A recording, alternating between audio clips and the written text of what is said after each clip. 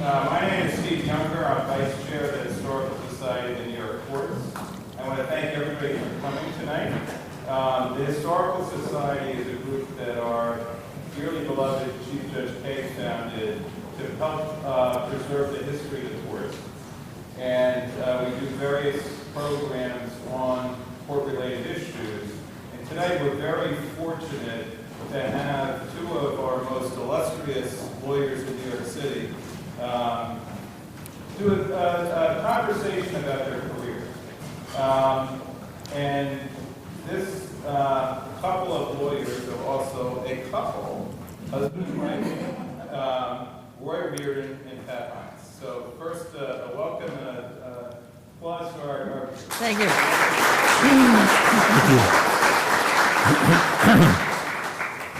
I am personally very proud to call both Roy and Pat friends. And that's one of the things that's wonderful about big lawyers. Yeah, we joust all day, but we have really good friends too. And I think the fact that we're a couple illustrates that, right? They're both native New Yorkers, grew up without the sort of privilege that you might think, anoints the stage up here. And they have come to a point in their career where I think they exemplify everything that we're proud of about our tradition as lawyers. Not just the extraordinary work that they do in the courtroom, but what they do in their communities and how they serve their profession. But I think what will be particularly notable tonight is that they each got to this point in their careers in two very different paths. And I like to say there are lots of different career paths that you can take to become an accomplished lawyer. With Roy, it was through the private practice of law in one firm for his entire career, and with Pat, it was starting really more in the public sector and then going into private practice. So what I'd like to do is just start with a very quick thumbnail sketch. First of Roy, who came to fame not on the courts that we know it, but on a different court, the basketball court. Where he was a Hall of Fame St. Francis basketball player, career-leading scorer. What else do we want to go on to? Drafted by the Syracuse Nationals. Oh, God. This could be a whole evening. Right. But then he decided to go to law school. And as I said, after serving in the military, went to Simpson Thacher and spent his entire career at one firm. Over 60 years as one of the most incredible trial lawyers that we as New Yorkers know. I first came to know Roy, I was co-counsel in a related case where his client got sued by Home Shopping Network. And the jury came back with a $100 million verdict for him as a defendant on a libel counterclaim. And all they wanted to know when they went to deliberate was, could the judge read his closing argument back? That's the kind of lawyer that we're talking about. But in addition to his mastery of courtroom advocacy, for me it's what Roy did outside the firm for his whole career. Whether it was giving tirelessly to legal services groups, to charitable organizations, to any court organization that someone asked him to do. And I think that is one of the things that many of us in this room treasure about being lawyers. Is it's a great privilege that we have that you can then give back and help other people. Now, Pat, as I mentioned, took a different route. She spent around 15 years as a prosecutor, assistant U.S. attorney in the Southern District of New York. You don't know what that is, right? And rising to the rank of executive assistant U.S. attorney. And only after that public service career did she become a partner first at Miller Weiss and then at Allen & Overy. I personally got to know Pat best when she was president of the City Bar, and we happened to share the fact that we're both presidents of Bar Association, and as our fearless leader, Judge Zabarack, would say, her portrait is right on the wall there. And I told Roy he would have to sit and look at it all. We had the pleasure of taking in that beautiful smile.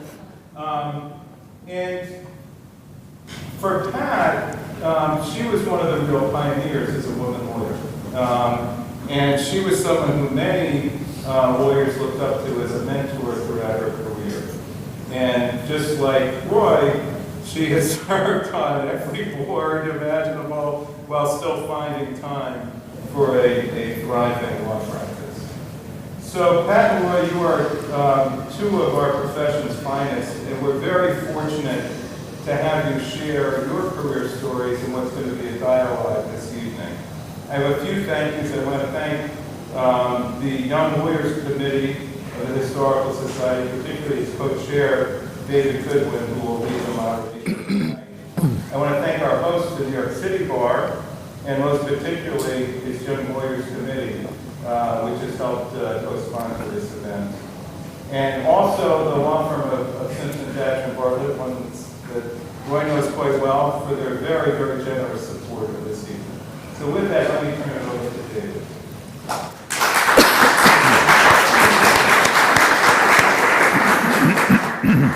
Thank you, Stephen, so much for that fantastic introduction. So, as alluded to earlier, we envisioned this evening as a conversation. I have an outline which will be my crutch. We will meander from it, and we hope to have time at the end for questions from the audience when we conclude the initial portions of our discussion. Again, my name is David Goodwin. I am, in fact, the co-chair of the Historical Society's Young Lawyers Committee, despite having by far the least hair of anyone. So we had that wonderful overview from Stephen Younger just now, giving our the idea of your careers in a nutshell. But I'd really like to start tonight's conversation at the beginning by the sort of core question. What brought you to your careers in law, and what pointed you towards that path? Whichever one of you would like to start. Okay. I'm going to begin by saying that Pat and I are both totally persuaded that if we had ever been adversaries in any case, we would never have married. It's true. Okay. What got me to the law? It was sort of a simple story. I went to St. Francis College in Brooklyn, and as you heard, I played basketball. My grandchildren don't want to hear any more about that, as does everyone else in my firm. But in any event, I met a fellow there who was on a basketball scholarship with me named Tony Massimo. Tony lived in Long Island City. We palled around together, and one day he came up and said, "Roy, you know what I do with my spare time is go down to the courthouse down in the heart of Brooklyn and listen to trials. It's really exciting, and I think I may want to be a lawyer. Why don't you come with me one day and see what you think?" So I went with him one day, and I don't know what it was about it.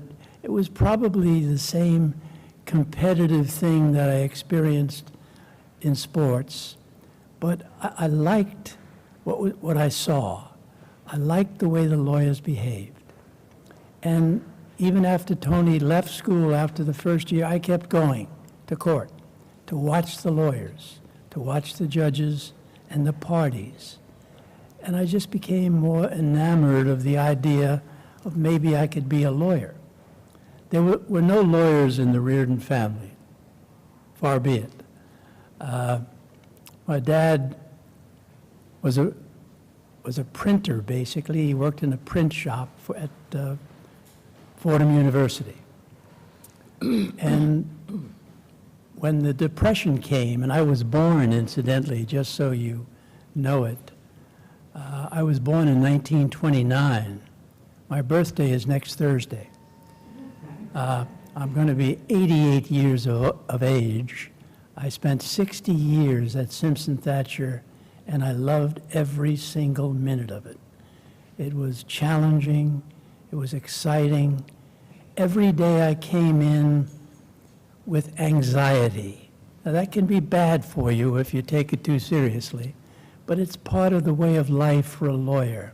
The excitement of coming in and knowing there's somebody out there who's coming after you every single day, and often it's more than one. But I found the idea very challenging, and then when I got to Simpson Thacher, I fell in love with it. And that's where I began. Tony Massimo introduced me to the courthouse. I found I liked it and thought I could live there and work there, and that's where I wound up. That's it. So basically, we're both two kids from Queens.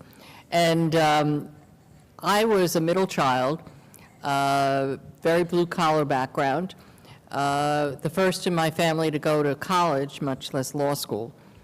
And when I was in college, I was an English major and a history major, and I thought I would teach. And then I started to take the required ed courses. I hated them. And I had a professor who actually did a great favor for me. She said, unless you're going to teach gifted children, you shouldn't teach. And she was right. I mean, I had no patience. So I had done some debating in high school. I went to a Catholic all-girls high school, the Mary Louis Academy in Jamaica, Queens. And I watched Perry Mason on television. And now I have heard this story from Sonia Sotomayor, who I told, who was a friend. I said, Sonia, I think you're stealing my story. Because I would watch Perry Mason and say, gee, I did debate. Maybe I could do that. I can talk on my feet. And so in my senior year of college, I applied to law schools. And I was accepted by Fordham, and I went to Fordham, and it was great. And I had a terrific experience and a terrific career. So that was the beginning of how I went to law school. So you finish at Fordham then, you have to start that process of applying for the first job. And we know from Mr. Younger's biographical sketch where you ended up. I'd love to hear about how you got that first job, what that process was. Well, the interesting thing about my career, which has been, wonderful opportunities, is that in those early days, I think I got every job because I was a woman. I graduated in 1966. When I went to Fordham, there were 8 women in my class. There were 4 who finished. And this was the Vietnam War, right? So there was a chief judge of the Eastern District of New York was interviewing for clerks. At that time, they no longer would give a draft exemption to clerks. They used to, but they didn't anymore. So all of a sudden, I became a candidate. I mean, I was law review, I was at the top of my class, I was qualified, but that didn't work. I was not going to be drafted. That was my basic, criteria. And so this judge was elderly, and he said, if I hire you, you're going to be the first woman law clerk of the Eastern District of New York. I have no idea whether that was right or not. And then he said to me, but the clerkship is 2 years. I'm only going to hire you for 1 year, and let's see how it works out. And then I'll decide at the end of the first year whether we'll continue for the second year. Now, I have no idea where I got the guts or a voice to even say this. I said, that's fine, but I'd like to have the same option. So he, of course. So at the end of the first year, I got a job in the U.S. Attorney's Office. And he said, oh, we'll continue. And I said, no, I have a job in the U.S. Attorney's Office, Southern District. I'm leaving. I will also say, and maybe but anyway, among family, the entire year, he called me sweetie. And I kept saying to him, Judge, you can't do that. I mean, people come in here, you cannot do that. Oh, sweetie, don't worry about it. So then I went to the U.S. Attorney's Office. I'll just do this little segue, because when I was interviewing in the U.S. Attorney's Office, they had one woman. And she was leaving to go to Washington because her husband had gotten a job in Washington. And I was going through the interviewing process and doing okay. So they offered me a job. So they thought one woman was enough. So the picture that they're handing out, you see that this is in November. I went there in October of 67. This was taken in November of 67. And here I am, the one woman behind Bob Morgenthau in a sea of dark suits. But it was a great experience. And I was told that I couldn't go into the criminal division. And this really, I've always said this, and it's true. It was not Bob Morgenthau. He had a chief assistant, Silvio Malo, who didn't really want women in the criminal division. Why? He didn't want to curse in front of a woman. So finally, Morgenthau came to me and he said, you know, you can go in the criminal division. And I said to Silvio, sometimes I use those words. Don't worry about it, you know, we'll do fine. So anyway, that was the start of a great career in the U.S. Attorney's Office, I mean, for the opportunity that I had. And if you haven't yet taken a glance at that, I mean, it's such a picture worth 1,000 words, more than 1,000 words. You know, when Pat sent it over to us, I looked at it and went, wow. This shows how things change. Well, the change really was, when I went, I was the one. I left in 1982, 50% of the office were women. That was the dramatic change in that period of time, that 15 years, and the women did great. To segue off of that, I know, Roy, that early in your career at Simpson Thacher, you got to try a big mafia case, speaking of criminal law. Can you tell us a little bit about that Sure. experience? First, I have to say I'm a graduate of St. John's, and I see many St. John's people here tonight, including its dean and Professor Barrett. And Carmen. And Carmen, of course, Judge Siparik. So I went to St. John's, and I came out of St. John's and went into the Army, because in those days you had to go into the Army if you were fit and serve 2 years, and I did that, and came out in 1956 and interviewed at Simpson Thacher. The interviewing process was very unusual. If there were 20 partners in the office that day, you would see 20 partners if they had the time to meet you. They would take you into an office of a partner who would be the partner who would be leading you through the day and introduce you to the incoming partners as they came in the door. And you'd spend 10 or 15 minutes with them. It was a fascinating bunch of people. Whitney North Seymour is a name you may not know, but if you're my age, you do, and some of the folks here do. He was a great man, a great litigator, a great lawyer, and the leader of the firm, certainly in terms of litigation. Cyrus Vance, who had just become a partner at Simpson Thacher on January 1, 1956, was a partner at the time. In any event, they all came in and spoke to me that day, all who were there, certainly Whitney Seymour, certainly Cy Vance. Cy Vance was a young, handsome guy. He was vigorous. He had proven himself already as an associate of the firm, handling some very significant litigation. And he worked me over. And I think young partners are like that. I call it sort of partneritis, which young partners get. They become sort of authoritative, assume the role of partner, and take an interest in these kinds of things, and he did. The net result, I called him Mr. Vance for the next 15 years. Never called him Cy, not even Cyrus. But we got along, and it was a wonderful experience. In any event, that's how I got to Simpson Thacher. At Simpson Thacher, they made me an offer, and I only wanted to do litigation. They asked me what I wanted to do, and litigation fit into what they needed. I had been in the court system watching trials down in the courthouse down at Borough Hall, and I really wanted to do it. And I got the opportunity, and my thought was, Simpson Thacher was a great law firm. It was one of the bigger firms in New York at that time. It had all of 99 or 97 lawyers. That's it. The big firms had maybe that number or maybe a little more or a little less. But that was the way it was. Today, Simpson Thacher is probably 900 lawyers worldwide, 10 offices outside the United States. In any event, when I went there, I was a kid from St. John's, from Queens, And I figured my life expectancy at a firm like Simpson Thacher would be as long as I was proving myself to be really a valuable piece of goods. But I figured that would be about 3 years. So I decided 3 years was my life expectancy at Simpson Thacher. And I decided in those 3 years that I would do everything I could get my hands on.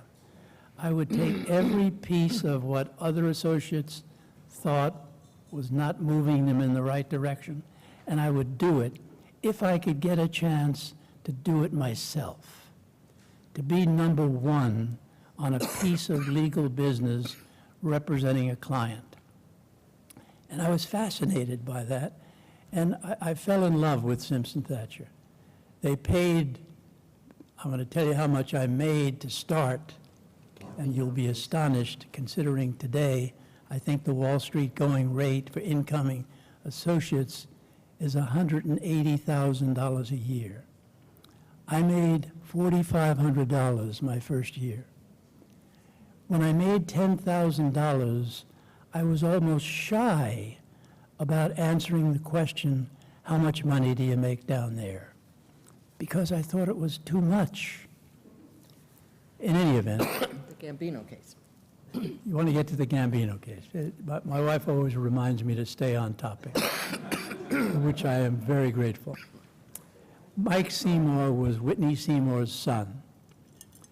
When Eisenhower was elected, the U.S. Attorney's Office throughout America was pretty much swept clean. The Democrats had reigned over those offices for umpteen years while Roosevelt and Truman were in there.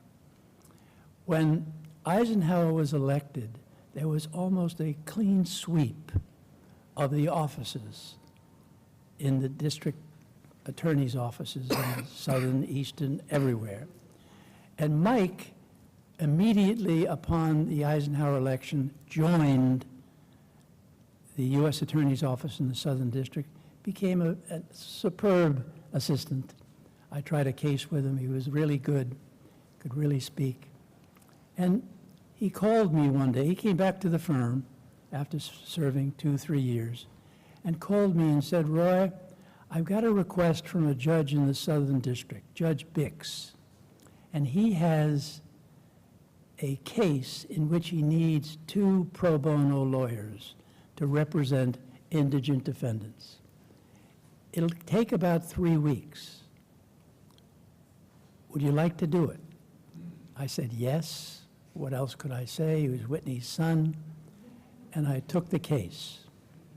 And that's how I got into this case. And it was the Vito Genovese narcotics conspiracy case. And I represented one individual defendant, a really small-time guy from Manhattan around 105th Street is where he lived. He was not a big-time crook. He was just a regular guy who had a son, a wife, who worked in Sunshine Biscuit in Queens, took the subway to get there every day, worked for him so that he could be a carouser. He was not a bad guy, though, but he lied to me right off the bat. He gave me his alibi, that he worked in a bakery, so he couldn't have done and been where they said he was going to be or had been, to perpetuate the conspiracy. In any event, I went to that bakery, and of course the bakery was no more. The buildings, the housing was totally torn down. The projects were put in, and people were living in the projects. And the whole idea of the bakery, he ultimately admitted to me later on when we became pals, that he was just telling me that to keep me busy. And I went up to the depths of Manhattan, dark of night, to do the investigation because I was still working at the firm. In any event, that's how I got this case. And it was a fascinating case. We had all the best criminal lawyers in New York representing those defendants who could afford to pay. And I got there to watch them in action. What an education it was. I learned so much. It was a huge case, and I had it for myself representing my client. I'm not going to mention his name because I'm still pals with his son, who went to work at Simpson Thacher at my suggestion, and ultimately became involved in the accounting department at the firm, which made me a little nervous. But in any event, we are still pals. He became a vice president of a movie company. And Pat and I have been to the movies on Charlie ever since. He gets us these annual tickets, which get us into the best movies that are out there. Did the trial actually last just 3 weeks? No, the trial went on for 3 months. I had the case for 3 years. I went to the Supreme Court twice. What a thrilling thing that was, to get a case on the way to the Supreme Court, hoping the Supreme Court would hear it and take the case, and we had a chance, because his involvement with the case was peanuts. He really had no significant involvement, but all you need in a conspiracy case, and one of the great judges in the Supreme Court described the law of conspiracy as that darling of the prosecutor's office, because all it took was one overt act, and you were in the conspiracy. And everything that every other bugger in that case did, according to the proof, came tumbling in on top of you when that conspiracy was proven. And it was in our case. And I got all the stuff coming in on top of me that Vito Genovese was alleged to have done, etc., and all the bad guys. There were 19 of them. I went to the Supreme Court, and the reason I kept the case, Edward Bennett Williams, is that a name any of you know? One of the great lawyers of all time, trial lawyers. He came in representing Vito Genovese. When I heard that, I said, I got to stay with this appeal. I got to watch Edward Bennett Williams, this great lawyer. And he was truly superb in the courthouse, in the courtroom. He could cross-examine in the gentlest way, but most probative way you can imagine. And he had a way of becoming friends with the criminal bar that was in the case, and also the criminal defendants in the case. When we went to lunch together, he was just pals with all of them. In any event, it was a case that changed my life, in the sense that nothing after that for a long time was nearly as exciting as my having this defendant as my own client in that case. I thank Mike Seymour, and I thank you for letting me talk about it. That's why we're here. We will spiral back around in a few minutes to some other experiences I know that made a very big impression. But for the moment, I'd like to jump back to Pat and the other side of the lead for the moment. The workflow in a government office is obviously very different than it is at a big firm. And I'd love for you to expand a little bit on what it was like working with the Southern District of New York in the many divisions you did, what it was like having a leadership position in the office and how it changed while you were there, in addition to this picture rapidly. Right. Well, first of all, the being able to be an assistant United States attorney gives you the ability to have cases assigned to you and to try those cases and to take them as far as it will go. In the Southern District, we handled all of our own appeals. So you would get a case, agents would bring a case to you, you would be involved in the investigation of the case, the indictment, and the trial. And it was a fabulous experience. I mean, coming into a courtroom, of course, I was the only woman in the office, and I went to law school with a dear friend whose father was on the bench at the time in the Southern District. And he called her and said, tell Pat that Judge so-and-so, who was an elderly judge and was hard of hearing, went to the judge's dining room and he said, they have a woman in the U.S. Attorney's office. but she's got a big, deep voice. I can hear her. So, of course, I was prepped before I went in front of him to speak loudly because he was hard of hearing. So that made an impression. I just have to touch a little bit on those days when I was the only woman. It was very interesting. I would go into the courtroom, and whoever the defense attorneys were, the next time they'd show up, they had a woman. I don't know who she was. She could have been somebody's secretary, paralegal, never spoke, but there was a woman at counsel's table. And as the years went on, I mean, they had more and more responsibility.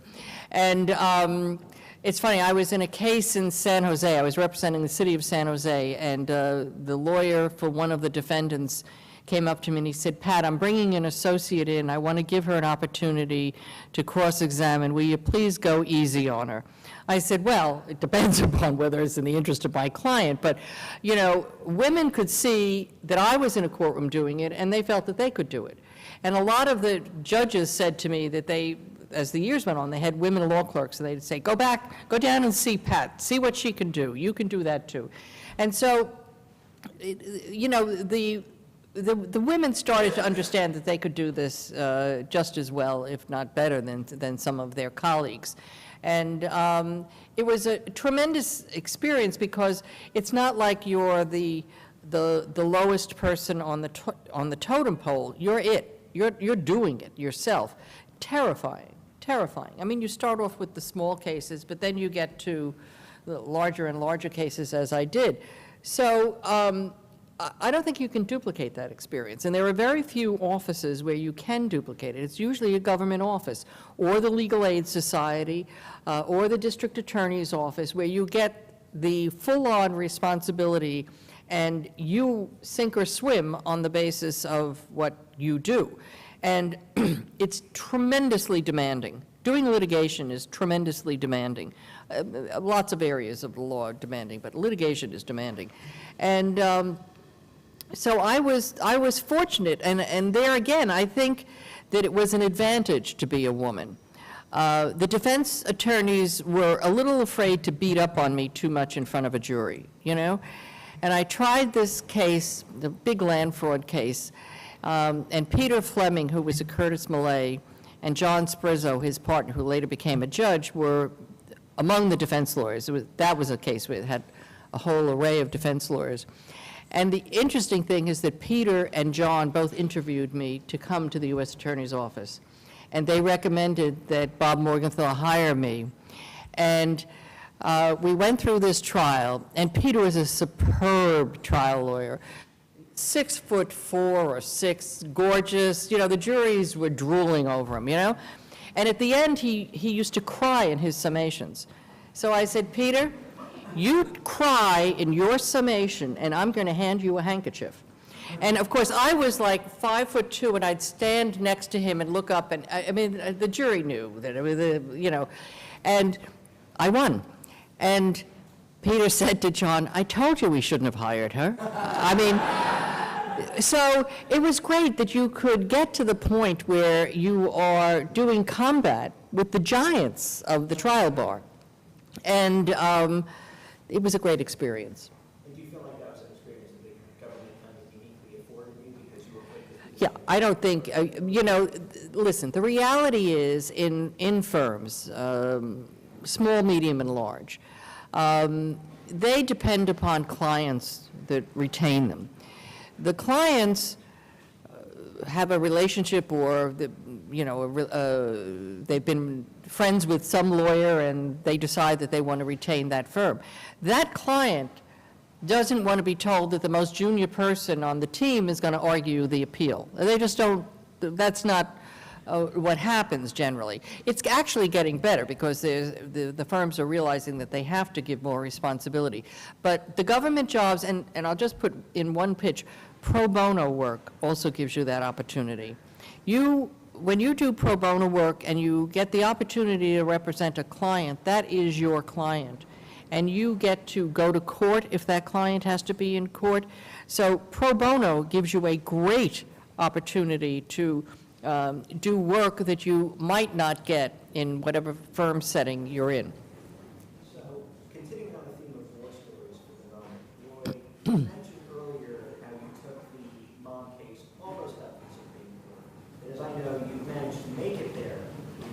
practice and argue cases from the Supreme Court, once in 1986 and once in 2000. Can you talk about your experience arguing before the Supreme Court and what you found different between your first and second times there 15 years apart?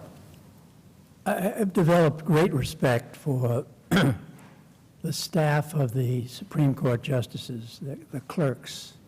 They are really solid. And I sort of relied on them in the most recent case that I had there, because I didn't get much solace from the court during the course of the argument. I argued the first case in the Supreme Court before a bench which consisted of Justice Scalia. Justice Scalia had just about joined the court. He was a wonderful, inquiring, personable, delightful person to be on the bench asking you questions. And great judicial atmosphere created by his questioning. When I next came before him years later, he chewed me up like you would not believe. Just beat me up. And I had been warned, because we prepped the case. Georgetown Law School has a organization within it that takes arguments, moot court arguments, before a court they create. And they create the court out of largely former judges or former clerks who served in the Supreme Court. So you really get an active bench, and they go after you vigorously, but not the way Justice Scalia did in that argument that I had most recently in my life. The case was a fascinating case. It involved the Americans with Disabilities Act. And I represented a golfer who had been denied the opportunity to play on the PGA Tour because he required a golf cart. It was Casey Martin versus the PGA. We had won in the Ninth Circuit, and in came a new firm representing the PGA, which consisted of largely of clerks who had served on the Supreme Court. The quality of their briefing was superb. Their oral argument was excellent. Their attitude was sort of looking down their nose at this kid from Queens and who had rarely been to the Supreme Court. And at the end of the argument, Pat and I were married at that time. We left, and we both agreed that we were in trouble. And the reason we thought we were in trouble, because we got chewed up by Justice Scalia, and a couple of others chimed in. Other justices were superb and excellent and concerned about the case. In any event, the case remained subject to the court's review for about 3 months without a decision. And I began to think, I'm going to get a dissent. Wouldn't that be wonderful if I got a dissent? And Pat and I would talk about the case and my expectation. And lo and behold, the way the Supreme Court works, when they have a decision for you, they just have a clerk pick up the phone and call you at your office 9 o'clock in the morning and say, this is the clerk in the Supreme Court, and we have to advise you of a decision in your case, so-and-so versus so-and-so. And I won. I won 7-2, and I lost Scalia, and I lost Thomas. But the rest of the justices came in for me. Now, why did I think that happened? The Americans with Disabilities Act is a statute you probably don't bump into in the ordinary course, but it's intended to give the disabled a chance to participate, not to change the rules for them, play by the rules. Rules in golf are putting the ball, little white ball, as Justice Scalia called it. You got us in here to talk about this little white ball that people try to put in holes on a green golf course. I said, yes, Your Honor. That was the way he approached the case. We were wasting their time. But in any event, it turned out well, and the act itself is intended to help the disabled. And in talking with Pat about it, I said, you know, the clerks are so good. They're going to understand that it took 3 years to pass that legislation, that the legislation has a wonderful reason for being, and it's to give the disabled a chance to participate. Lo and behold, they gave it to Casey Martin, and he was just superb. He's still around. We talk from time to time on the phone. He's a golf coach at one of the large universities in the Northwest, which is where he came from. In any event, that's the story. The first case that I argued, I hardly remembered it. It was such an awesome thing to argue in the Supreme Court. Roy, a quick question. I don't know if you're aware of this, but the Chicago Kent Oyers Project actually has all of these Supreme Court oral arguments archived online. Have you ever been tempted to listen to them? Yeah, yes, I have. As a matter of fact, I have it. I did listen to it, and I was not impressed with myself. The first argument by how far they went before asking a question. Yeah. That's a great court. I mean, they have great clerks, and the stuff they do is really exquisite. Not that our own New York Court of Appeals, Judge Siparik and others, and Judge Rosenblatt was on the Court of Appeals as well. He's sitting in the front row here. Another great court, great to be before, and I've been there many more times. Pat's poking me that means I should stop. Pat, I wanted to actually pick the thread you mentioned earlier. You were talking about the importance of pro bono, and I'd like you both to talk about this. We'll start with you. Can you tell us what you've done to give back in your time as an attorney, especially after you switched over to private practice, and what do you see as the value of pro bono service for an attorney? Well, there's a value in lots of different areas. When I think about pro bono, when I was in the U.S. Attorney's Office, I joined this bar association. And I joined this bar association because I was concerned that the defense lawyers were exhibiting influence in the committee's work, because they have wonderful committees in this association, and that the prosecution's voice was not being heard adequately. And I paid the dues out of, you know, and the salary was not great, but I thought it was important, and I paid the dues myself. I didn't, you know, the government wasn't going to pay it. And from day one, joining this association, and I served on so many different committees. I mean, they assign you to committees, and you can state your preference, but, you know, you can sometimes just be assigned to a committee.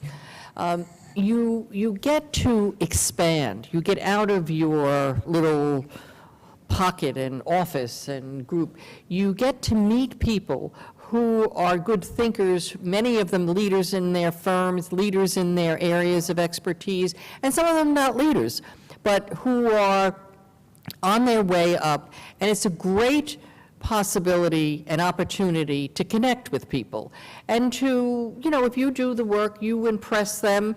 And so I would urge all of you to become involved in this kind of work, because I'll give you an example. I was telling David earlier. When I first was on a committee, it was, I don't know, the police something committee, I have no idea. And it was early on. And many years later, there was a scandal in Queens. The borough president of Queens, Donald Maness, committed suicide. There was a bribery investigation going on. They were closing in. He knew it. And he had a deputy borough president, Claire Schulman, who was really the policy merit program person. But everybody wanted to talk to Claire. And one of Claire's colleagues said to her, "You have to get a lawyer." And she said, "Fine, but I want it to be a woman." And the lawyer said, her colleague said, "I have the perfect person for you, Pat Hynes." He was on this police committee with me 12 years before. I didn't even remember it. But he was impressed. He knew that I had been a prosecutor. I had just left the U.S. Attorney's Office. And so I took Claire around to every prosecutor who wanted to talk to her. I said, put her in the grand jury. She doesn't want immunity. She wants to tell us she wouldn't take immunity. And she's, to this day, she's having her like 92nd birthday. She always says, Pat Hynes saved my life. Well, the point is, I would have never gotten that assignment if I hadn't been on this committee. And so you can make an impression on people, and it's a great opportunity to learn, in addition to meeting people who may be helpful to you at a later point in your career. So that's one aspect, committee work, bar association, and they do good work. And there are a lot of opportunities in bar associations like the Justice Center here, the Young Lawyers Committee here, the Young Lawyers Committee at the Historical Society. Networking, it's all important. It shows you what's out there, it expands your horizons, it introduces you to people who may be introducing you to some employment opportunity or future client. The other area of pro bono, I mean, it's true, I've been on almost every committee in the world. And, you know, it's very hard to say no when a judge calls and says, but you must, you know, I mean, go, oh, I must, I mean, what, if I ever appeared in front of that person, how would I say it? I said no. But it's all very helpful to your education and to your the growing maturity as a lawyer. And as your responsibility to the bar, and the judges know who participates. The judges know who is a contributor, who does give back. And that's very important. It's very important to your credibility. I also, I was president of this association. That's my portrait. 2 years. Smiling fondly on all of us. Yes, and that was demanding, but so educational, and the reach of this association, 162 committees, international, it was fabulous. I also chaired the board of the Legal Aid Society. I had been on the board, and I was asked to chair it, and I agreed.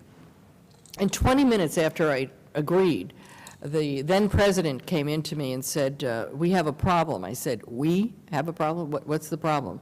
We have an operating deficit. I said, we do? I never heard we had an operating deficit. Well, we've just discovered we have an operating, I said, well, how much?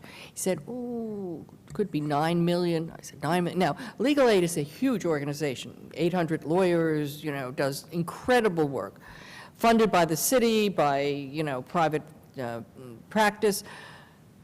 But, well, by the end of the second week, it had gone up to 20 million. And we were literally facing bankruptcy. And I had a board of 54 lawyers, all the major firms in the city, some corporations. Well, it was such a wake-up call. For the next 2 years, I did it full-time. I said, I am not going to be the first chair of the Legal Aid Society to take it into bankruptcy. That's not going to, that sentence isn't going to follow after they say this is who did it.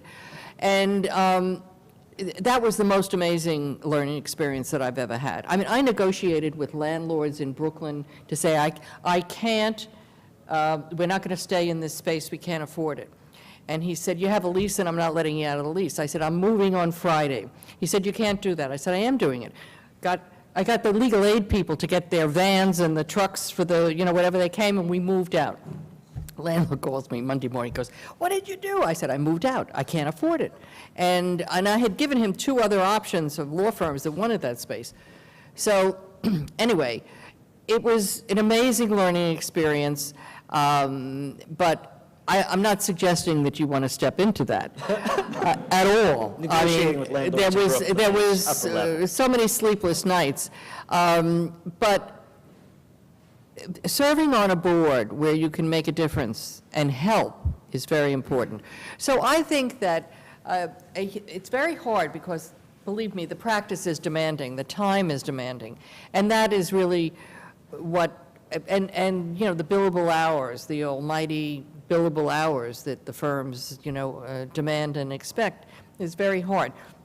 But I think that the firms also understand the importance of pro bono and the importance of pro bono to young lawyers.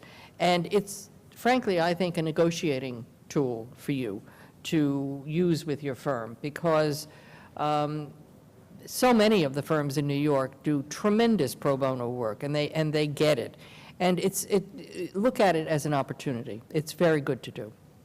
Before we stop this part of the conversation and move to the depending on who you ask, Phil Donahue, Oprah Winfrey, or Maury Povich part of the evening, where I try to walk around with the mic, I wanted to conclude with a very practical question geared towards the young and aspiring lawyers in the room. Over your years of practice, you've had the opportunity to appear in front of innumerable judges, some of whom might be in this room.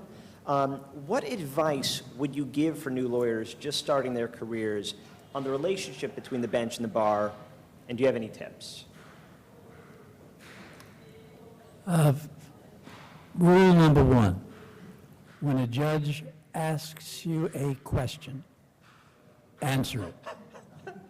Do not evade difficult questions. The judge is entitled to it.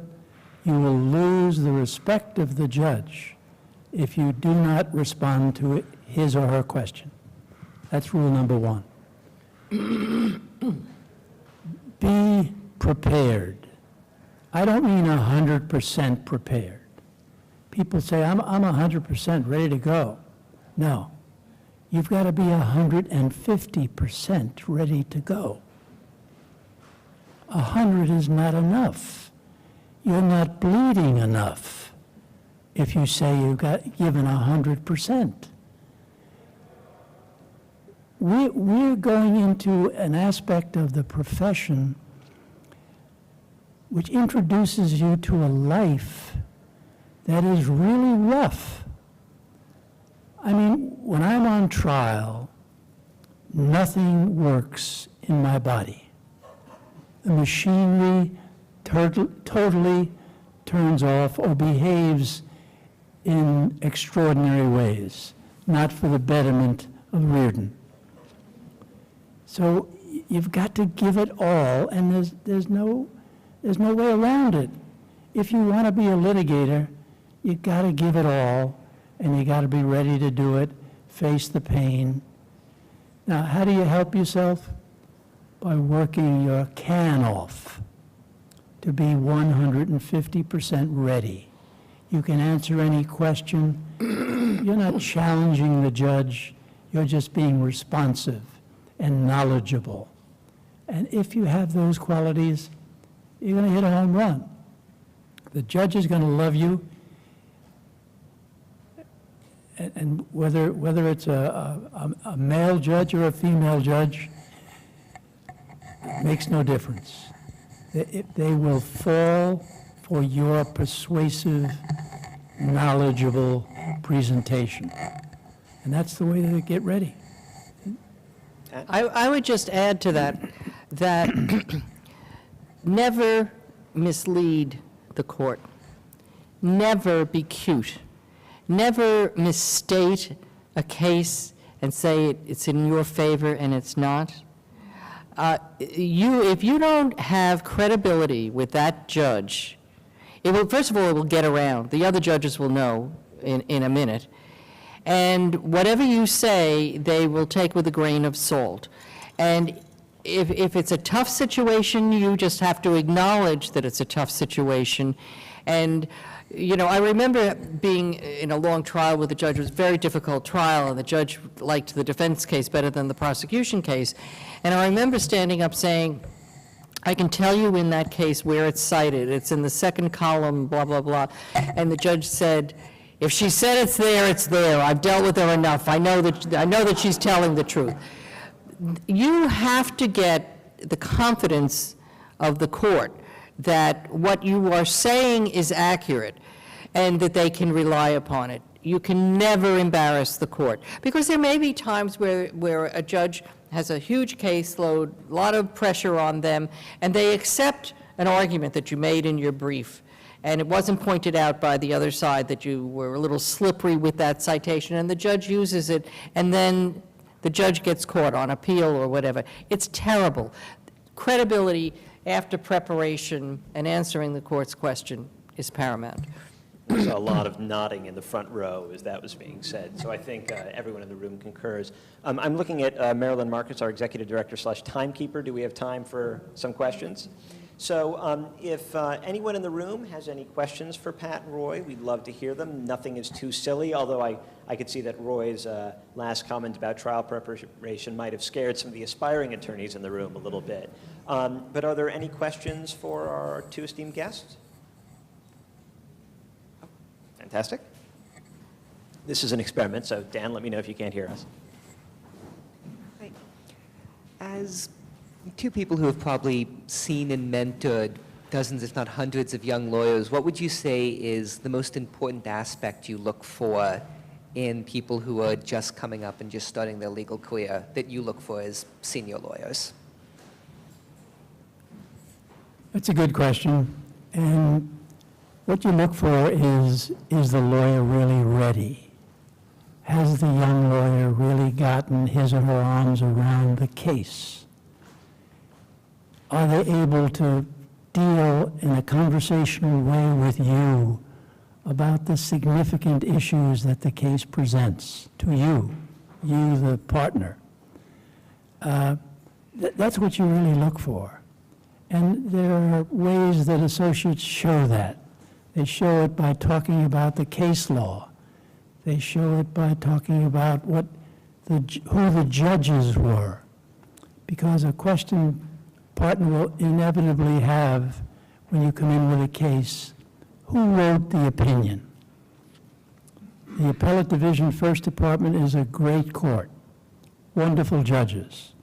But knowing who the justice is who wrote that opinion is very significant to how you judge whether that status, that stature on that issue is something you want to live with or argue against. So it's how well is the associate prepared? That's the basic question. I think for me, I mean, I was in a prosecutor's office, I certainly had a lot of supervisory responsibility, which was pretty terrifying for a lot of young lawyers who were, didn't have a lot of experience.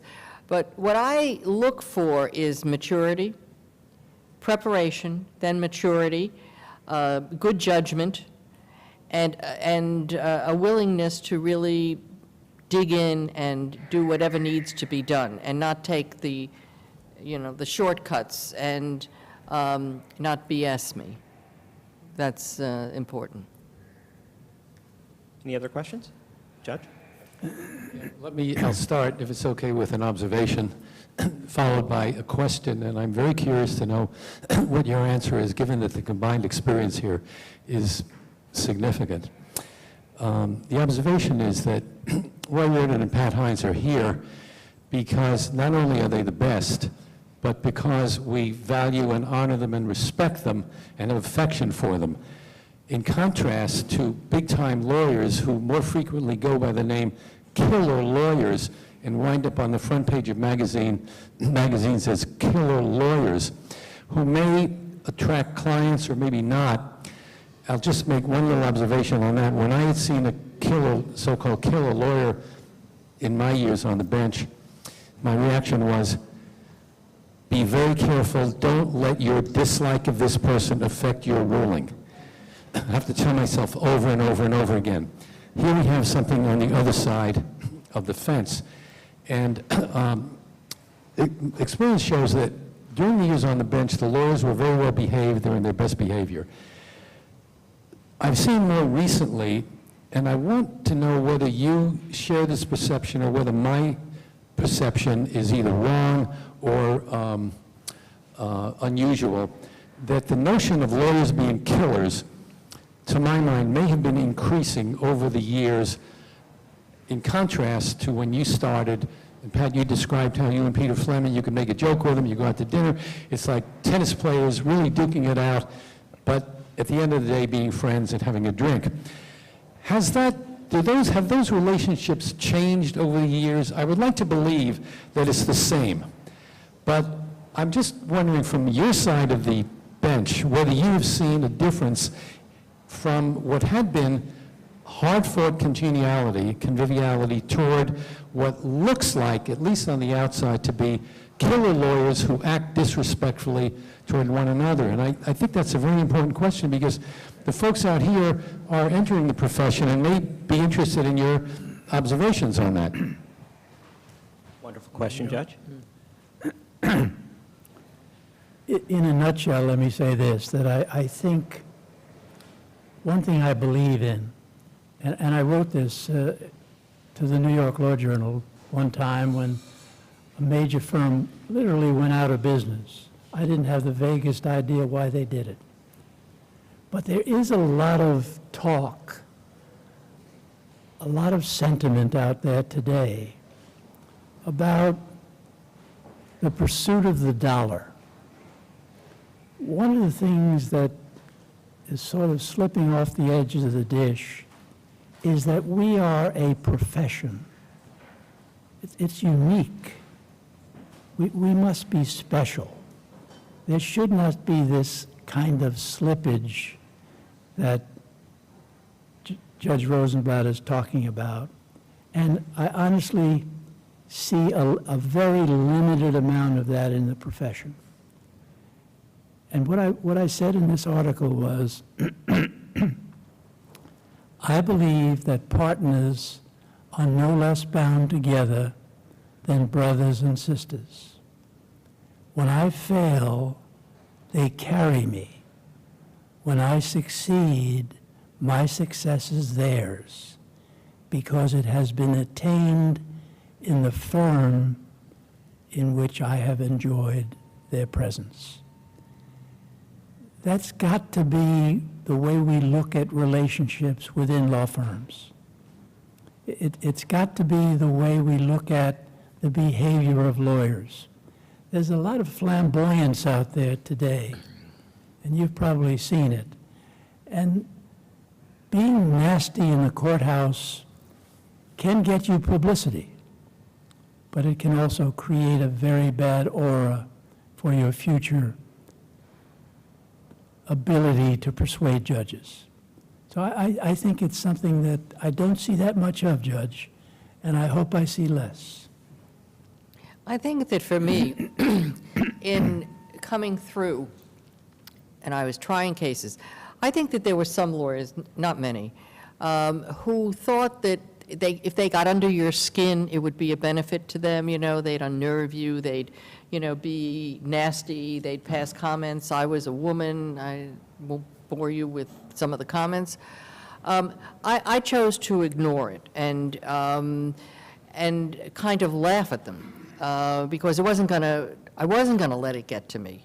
And so you have to, there are lots of experiences that you can have with partners and colleagues that can get testy and this and that. You can't let it get to you because they're doing it sometimes. And certainly I have one lawyer in mind in a long trial that I had, thought that this way he could get me off balance. The other thing, Judge, is publicity. I think that there are far too many lawyers in cases that want to be on the 6 o'clock news, and that this is how they think they're going to get the next client. I remember being in a criminal case when I was in private practice, and it was a case of a politician. I had a minor person who was going to be a witness, and when the case was over, and I knew all of these people, all of these defense lawyers for years, and they all wanted to walk out the front door of the courthouse and get the photographs taken and whatever, with their clients. And I took my client and I said, we're going to go out the back door. And I said to the marshal, because it was being tried in Connecticut, because they didn't want to, it was a Southern District case, but they wanted to try it out of New York. And a lawyer called me the next day and said, what are you, crazy? We were all on the 7 o'clock news. I said, do you think I want my client on the 7 o'clock? Do you think I want his teenage kids to see their father on the 7 o'clock news? So I think that one of the things that you have to always keep in mind is the client comes first. You don't come first. And, you know, I have always been a little afraid of the press. My preference is to keep a very low profile and very much under the radar. That's how I've always operated, and it's worked for me. But you have to be very careful about not being bit by that, I got my name in the paper, and, you know, did you see my picture, and did you see that I was on television? Because you are representing a client. That may not be in your client's best interest. So I see that playing to the press still goes on, a little too much. We have time for one more question. Okay.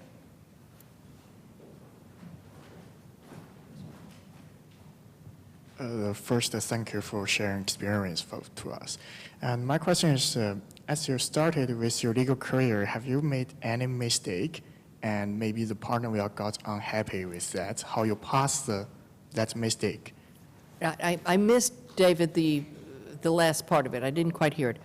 My question is that when you started with your legal career, have you ever made some mistake, and maybe sometimes the partner or your supervisor will be unhappy with that mistake? How you get past of that situation? Well, Of course, these two have never made any mistakes, but I'll tell you a story. It's really law school. I was on law review. I was the only woman on law review. And there was an editor, Fordham has a night school. There was an editor from the night school on law review. And he was assigned to me to edit what I was writing.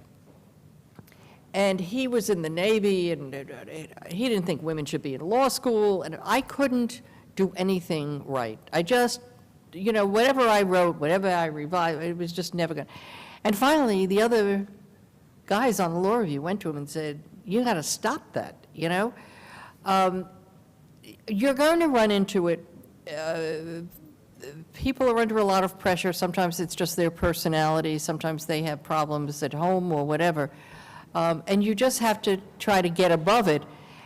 But you also have to try to see if there's some merit in it, because some of the toughest, you know, people around are brilliant, and they can be very tough on the people under them. But you have to be open to learn. You don't have to take abuse. That you shouldn't have to do. But, you know, it's tough. You get toughened up pretty quickly. I think I understood the question to be basically, did I make mistakes? Okay, so I didn't hear that. Okay, well, yes. The answer is... All the time. Yes. The answer is, when you're trying a case and you're number one, the first chair, you know how many decisions you make every day? Sometimes 100, sometimes more. But your thought process is subject to mistakes too. And I know I've made mistakes. And the mistakes, you try and limit them. You try and limit the potential severity of taking positions that will embarrass you and hurt your client. So I'm sure I've made big ones.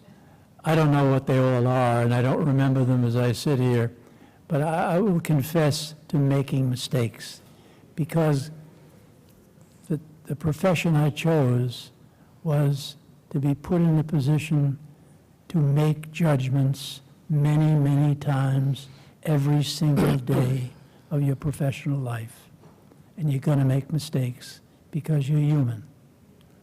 Try and limit them.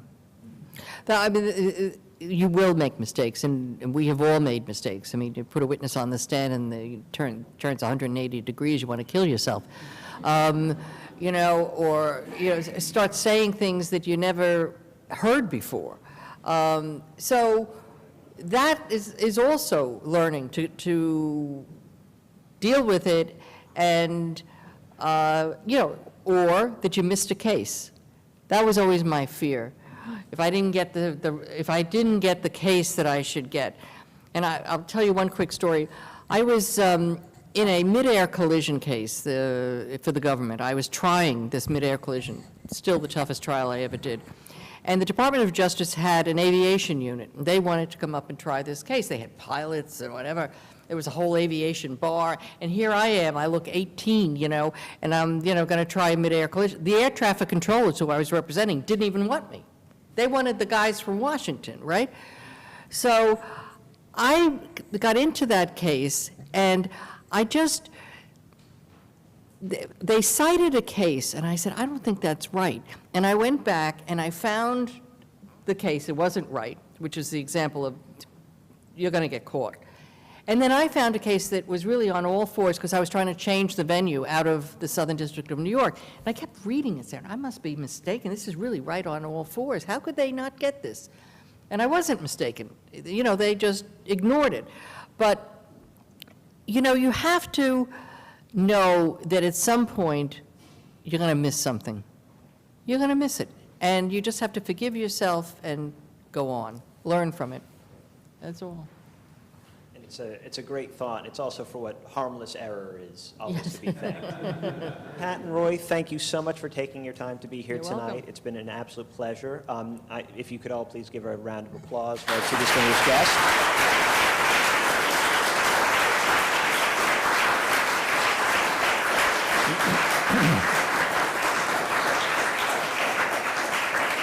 I'd like to thank Simpson Thacher again for helping co-host this event, the City Bar, and all of you for coming. Thank you so much, and we look forward to seeing you at a future event. And for me to not tripping over the mic. Thank you all for coming. Thank you very much.